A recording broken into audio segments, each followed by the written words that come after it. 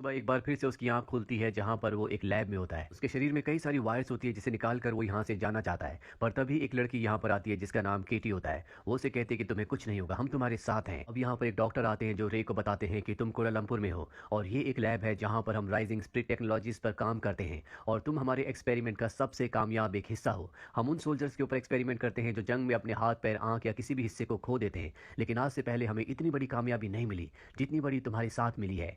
रे को कुछ भी समझ नहीं आता, इसीलिए वो उसे लैब के दूसरे हिस्से में ले जाते हैं जहां पर जिमी नाम का एक सोल्जर रनिंग कर रहा होता है। डॉक्टर उसे बताते हैं कि जंग में उसने अपने दोनों पैर खो दिए थे, लेकिन मैंने इसी टेक्नोलॉजी से उसे पूरी तरह से ठीक कर दिया। यहाँ एक और सोल्जर होता है जिसकी आंखें खराब हो गई थी और उसको भी डॉक्टर ने अपनी टेक्नोलॉजी से ठीक कर दिया था। और केटी जिससे रे सबसे पहले मिला था, एक बार वो पानी में डूब गई थी और उसकी गले की सांस लेने की सारी नलियां खराब हो गई। इसीलिए मैंने उसके लिए एक डिवाइस बनाया जिससे अब वो सांस ले सकती है। वो किसी भी धुएं में और किसी भी ऐसी जगह जा सकती है जहां पर आम इंसान सांस नहीं ले सकते। रे कहता है कि इन सब से मेरा क्या लेना देना, और तभी डॉक्टर उसके हाथ पर एक कट लगाते हैं। उसका खून बहना शुरू हो जाता है। अगले पल उसका जख्म ठीक होना शुरू हो जाता है और हमें दिखाया जाता है कि रे की बॉडी में उसके ब्लड के साथ बायोमैकेनिकल ट्रांसमीटर्स अपने आप ही फ्लो करते हैं, जिस वजह से उसके शरीर का कोई भी हिस्सा अगर जख्मी होगा तो बायोमैकेनिकल ट्रांसमीटर्स उसे अपने आप ही रिपेयर कर देंगे। रे कहता है कि मुझे कुछ भी याद नहीं आ रहा। डॉक्टर उसे बताते हैं कि तुम्हारी मौत हो चुकी थी, इसके बाद हमने आर्मी से तुम्हें ले लिया, तुम्हारे ऊपर एक्सपेरिमेंट्स किए और तुम्हें एक बार फिर से जिंदा कर दिया, यानी कि तुम अब हमारे हो। आते डॉक्टर उसे अपना हाथ भी दिखाता और बताता है कि बचपन में बीमारी की वजह से इसे काट दिया गया था,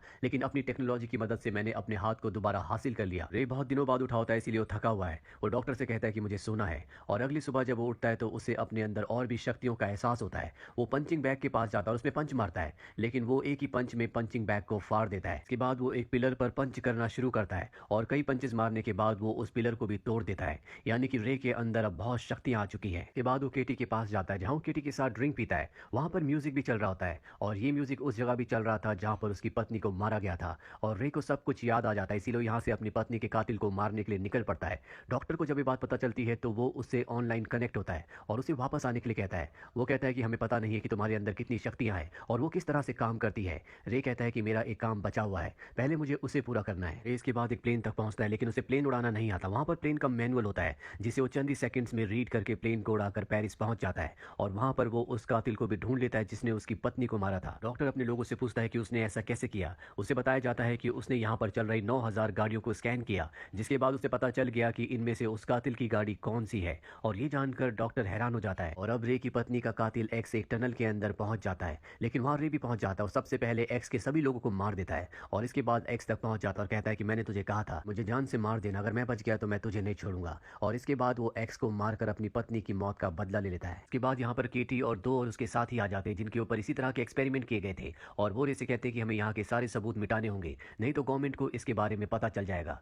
रे बहुत थका हुआ महसूस कर रहा होता है। केटी उसे बताती है कि तुम्हारे ट्रांसमीटर्स चेंज करने का वक्त आ गया है क्योंकि तुमने उनकी एनर्जी को यूज कर लिया है। के बाद उसे लैब में लाकर उसकी टेक्नोलॉजी को, उसके ट्रांसमीटर्स को चेंज किया जाता है, और तभी उसके सामने उसका साथी जिमी आता है और उसे कहता है कि इन सब के पीछे मैं था, मैंने ये पूरी की पूरी प्लानिंग की थी, मुझे तुम्हें सताने में, परेशान करने में बहुत मजा आता है। और यहाँ पर हमें पता चलता है कि रे के दिमाग में बार बार नई यादें डाली जाती है जो कि उसके लिए एक मिशन होता है, और अपने मिशन, अपनी यादों के मुताबिक वो अलग अलग लोगों को मारता है। और अभी जो उसने अपना आखिरी मिशन पूरा किया है जिसमें उसने अपनी पत्नी के कातिल एक्स को मारा था, वो मिशन भी उसके दिमाग में डाला गया था। एक्स कोई क्रिमिनल नहीं था और ना ही उसने उसकी पत्नी का कत्ल किया था। ये सारी की सारी यादें उसके दिमाग में डाली गई ताकि वो एक्स को मार दे। इस दरअसल यहाँ पर जो डॉक्टर होता है जिसने रे को बनाया है, उसी के साथ काम करने वाला एक डॉक्टर था। इससे पहले भी रे ने 3 जिन लोगों को मारा था वो सब के सब डॉक्टर के साथ काम करने वाले इसी मिशन का एक हिस्सा थे। दरअसल डॉक्टर नहीं चाहता कि इस टेक्नोलॉजी के बारे में किसी को भी पता चले। वो गवर्नमेंट को इस टेक्नोलॉजी को नहीं देना चाहता क्योंकि वो इस टेक्नोलॉजी को रे को निजी तौर पर इस्तेमाल करना चाहता है। और अब उसके दिमाग में एक और मिशन डाला जाता है जो कि निक को मारने का होता है, जो खुद एक डॉक्टर है और वो भी डॉक्टर के साथ इसी प्रोजेक्ट में शामिल था। इसलिए रे उसे मारने के लिए पहुंच जाता है। निक को ही पता चल जाता है। उसके साथ उसका एक प्रोग्रामर भी होता है जिसका नाम विगन्स होता है। वो विगन्स को कहता है कि तुम यहाँ से चले जाओ।